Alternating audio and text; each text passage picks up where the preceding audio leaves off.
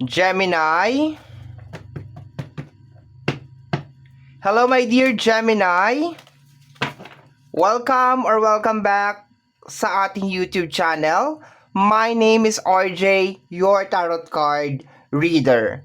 At ang gagawin natin ngayon, my dears, yung ating daily reading para to sa araw ng May 18, 2026. Titingnan natin kung ano mga eksena, kaganapan at kung ano-ano pa na maaari mong makasalubong sa araw na ito. Pero bago tayo, my dear, mag-proceed sa ating reading, gusto ko lamang pong kunin itong pagkakataon na ito na magpasalamat. Maraming salamat po sa ating mga abangers, sa mga walang sawang naghihintay ng kanilang reading. Maraming salamat po. Ganon din po sa mga napadaan, napasilip, at most especially doon sa mga bago nating subscribers. Sana po ay mahanap ninyo sa channel na ito kung ano man ang inyong hinahanap. Okay. Gemini, May 18, 2026. Tatabi ko lang to kasi baka masagi ko. Nako. Delicate. Okay, 4 cards lang tayo ngayon. Okay, 4 cards lang tayo ngayon because I'm using a different card. Okay. Itong card na to kasi, my dear, is tarot card slash oracle. So, ibig sabihin, nung ginawa tong card na to, may halo siya na pagka-oracle. Parang ganun, may intention siya na parang tarot card slash oracle. Okay? So, napansin ko as the time goes by na ginagamit ko tong card na to, this is the Tarot of Abyss, na ang kailangan ng Tarot of Abyss is deeper understanding. Okay? Kaya 4 na card lang tayo dito. Okay, so let's go na tayo, Gemini. 4 cards lang tayo, my dear. Tingnan natin kung anong meron sa yung May 18, 2026. Gemini. Okay, ano to? First card mo, my dear, is the Star. Okay, may kinalaman sa yung pangarap. Okay. This is you trying to reach the star. Okay? So, sa araw na ito, ang nakukuha ko na energy dito, my dear, is nandun ka, my dear, sa point ng buhay mo na you are so determined, my dear, na maabot yung iyong mga pangarap. Nangangarap ka sa araw na to, my dear. Okay? Isa pa sa energy na nakukuha ko sa card na to, this is more on asking guidance. Nagtatanong ka kung ano ba yung mga dapat mong gawin para maabot, para maabot yung mga pangarap mo, my dear, okay? Napakasimple lang nitong card na to. This is just more on reaching to your dreams. Inaabot mo lang yung mga pangarap mo ng ganun, or just believing on yourself na mangyayari itong mga bagay na to na gusto mong mangyari sa buhay mo. 'Di ba? Powerful. Isang card lang, very powerful na. Kung makikita mo rin dito sa side na to, parang merong apoy, okay, parang nag-aalab. It is more on the desire, yung kagustuhan mo, my dear, na mangyari yung isang bagay, okay? So, sa araw na to, possible na may gusto kang bilhin, possible na meron kang gustong gawin, meron kang gustong puntahan. It's more on the desire, it is more on yung kagustuhan mo na mangyari yung isang bagay, okay? Additional cards pa tayo, my dear. Mas maganda to, my dear, kung ilalatag mo yung buong card. Like, ilalatag mo yung buong 4 na card. Pero, na-overwhelm kasi ako sa energy, kaya paisa-isa lang, okay? Paisa-isa lang ang nilalabas ko. Kasi pag nandyan na lahat ng cards, talagang na-overwhelm talaga ako. We have here the energy of success, okay? So, ang pinaka-ano mo talaga ngayon, gusto ko maging successful, okay? Possible, my dear, okay? Sa combination ng card na to, kung ano yung uumpisahan mo ngayon, talagang sure success talaga siya. Star and the success. So, kung ako sa iyo, my dear, kakapitan ko talaga yan kung ano yung gusto mong mangyari. Okay? And continue asking guidance. 'Di ba? Continue reaching out sa yung mga spirit guide. Okay? Kung paano mo maaabot itong tayog ng tagumpay. Pero maganda tong araw na to, my dear, para mag-manifest ka. Maganda tong araw na to para gumawa ka ng mga rituals. Okay? Rituals na konektado sa mga pangarap mo.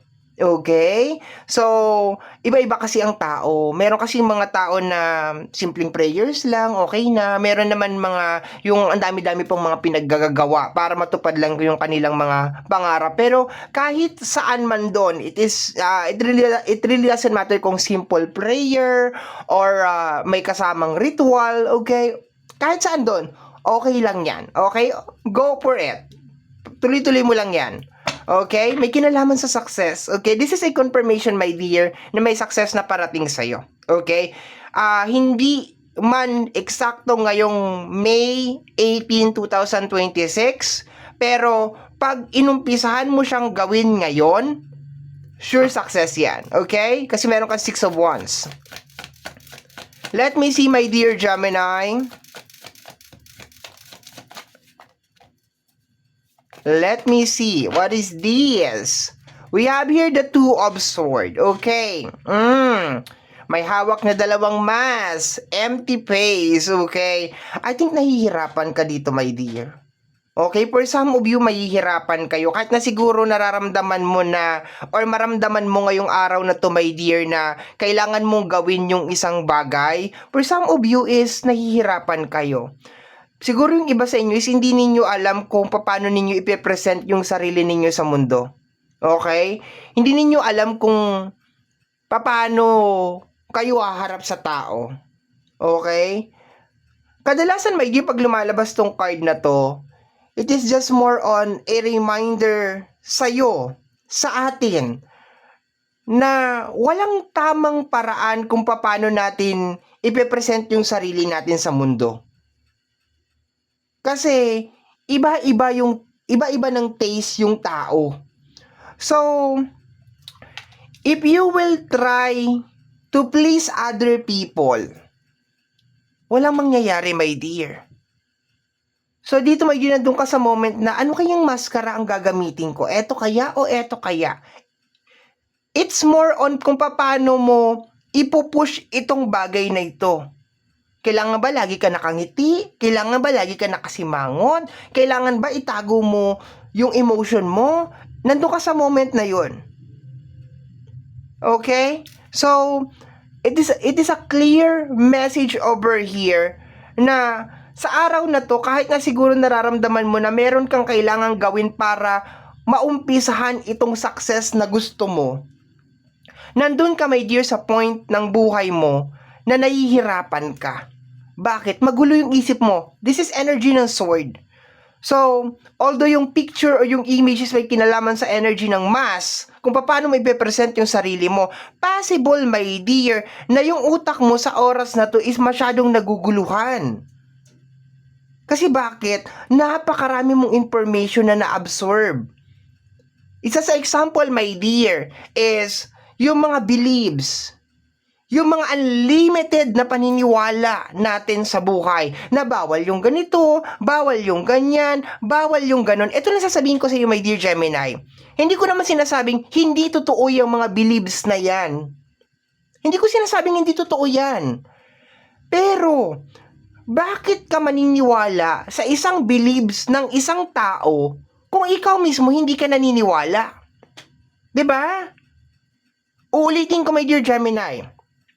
Bakit ka maniniwala sa believe ng isang tao kung ikaw mismo hindi ka naniniwala? Bago mo i-apply sa buhay mo, bago mo i-digest yung isang belief system, my dear Gemini, sa buhay mo, tingnan mo muna, naniniwala ba talaga ako dito? Kinalakihan ko ba talaga ito?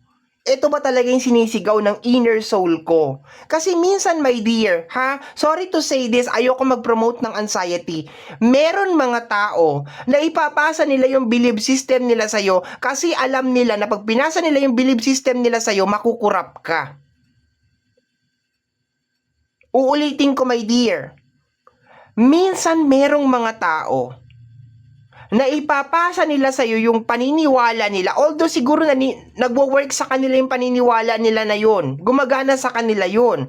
Pero posibleng hindi naniniwala, hindi magwo-work sa'yo yun. Okay. So, this is the time, my dear, na nanghingi ka ng guide, di ba? Nanghingi ka sa energy ng star. Inaabot mo yung kamay mo dun sa star. Like, gabayan niyo po ako, tulungan niyo po ako kung paano ko po maaabot itong mga pangarap ko, paano ko ito mauumpisahan. Baka isa ako, my dear, sa pinadalang guide para sa'yo. Kaya ka nandito. Kasi this is a wake-up call para sa'yo, my dear, na minsan para maabot natin, my dear, yung mga pangarap natin, kailangan maniwala tayo sa mga bagay na tayo mismo naniniwala. Medyo magulo yung sinabi ko na yun. Pero, my dear, hindi ka magpapasok ng isang bagay sa buhay mo nang hindi ka naniniwala. You need to believe on it. Kailangan maniwala ka doon, my dear. 'Di ba? Ano, magdadala ka ng isang halaman sa bahay mo kasi sabi lang ng ibang tao na ito'y pampaswerte? Ang tanong, naniniwala ka ba na sa pagpapasok mo ng halaman na yan sa bahay mo, magdadala yan ng swerte? Doon nag-uumpisa yung magic. Doon nag-uumpisa yung power. Naniniwala ka ba na pag pinasok mo yan sa bahay mo, na pag in-apply mo yan sa buhay mo, matutulungan ka niyan? Kasi baliwala lang yan, my dear. Pwede mong ilagay yan dyan sa gitna ng lamesa nyo, sa sulok ng bahay mo, pwede mo yang isuot sa braso mo, sa liig mo, sa bewang mo, or ikwintas mo yan. Kung ikaw mismo, hindi ka naniniwala, walang mangyayari. It's more on the belief system. The belief system nating mga tao na magdadala sa atin dun sa destination natin. Naiintindihan ba? Okay.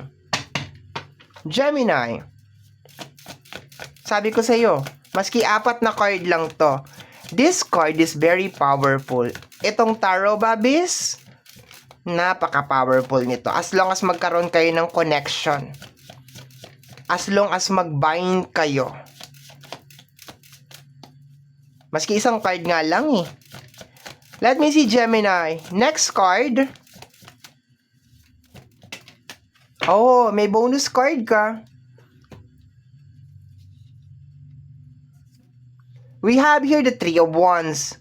Ang Three of Wands is move forward. Kino-confirm nito, my dear, yung sinabi ko kanina. Na kung ano tong uumpisahan mo, sure success to. Pero kailangan mo mag-decide.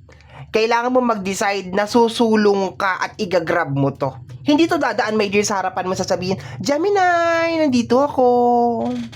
Gemini, hello. Hindi ganon. Kailangan ikaw mismo ay porsigido, determinado. Okay? At huwag mong guluhin yung utak mo. Maski anong gawin mo, may masasabi ang tao, Gemini.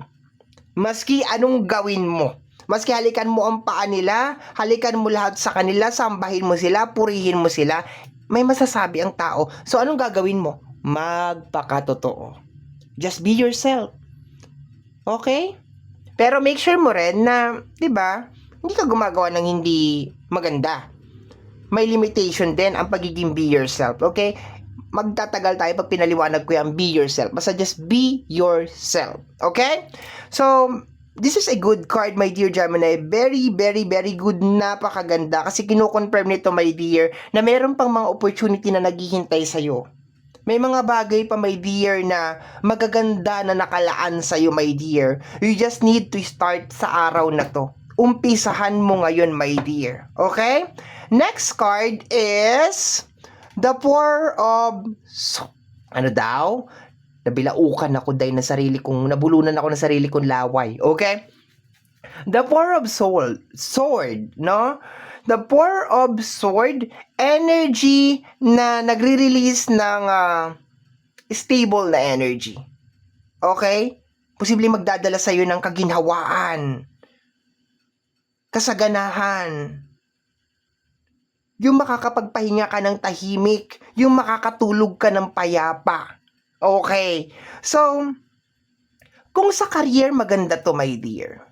sa usapin ng connection, ayoko lang mag-focus, my dear, sa love. No, relationship, ayoko. Connection, family, friends, and relationship, welcome. Pakita mo yung totoong sino ka. Sa araw na to, my dear, this is the time na tanggalin mo lahat ng preservative sa connection. Tanggalin mo yung magic sarap, yung mga kung ano-anong pampalasa, tanggalin mo. This is the time, my dear, na maging open ka and maging honest ka, especially sa partner mo, sa mga mahal mo sa buhay. Na, oy, may balak ka kasi ako may balak ako para sa relasyon nito. Ikaw, may balak ka ba? Di ba yung ganun? Yung, alam mo ba, hindi nakakatulong yung ginagawa mo. Yung ganun, just be open, my dear. Just share it. Just release it.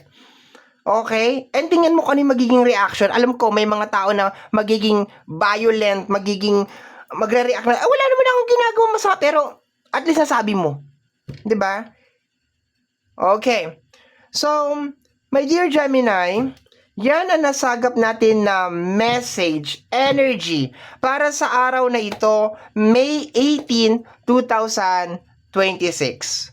Lagi ko pong dasal sa ating buong may kapal na ang mga readings na ginagawa ko ay sana nakakatulong po sa ating lahat. Maraming salamat po. Thank you, Gemini.